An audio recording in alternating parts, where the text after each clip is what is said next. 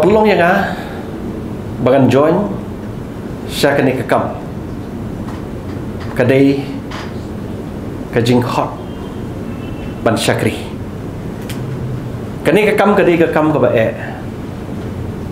shua ban join ro ki jingkno ki babon ban join shakri kekam ngidon kam ban sotu tikna sispa na ke sispa bakani kadai ke jingkhot ban shakri nak benta kari bat kejat benriu bat nak benta ke buram ke jong Blei try kan rat aku melaong fi mane fi ban mi habdeng jong kakam kaya pher bat ban mi hadin bla chong than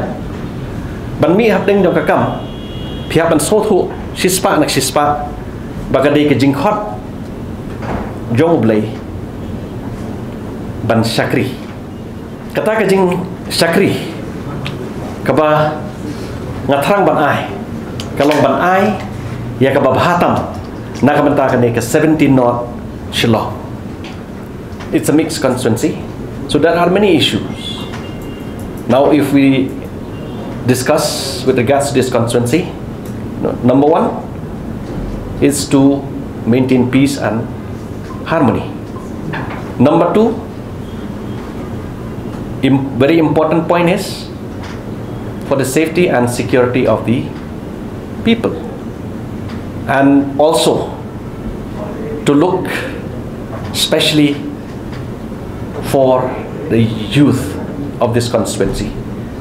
There are many unemployed youth in this constituency,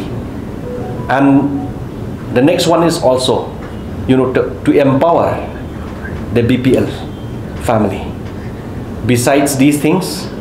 there are also different issues with regards to my constituency, 17 North Shillong, especially for the development in many areas.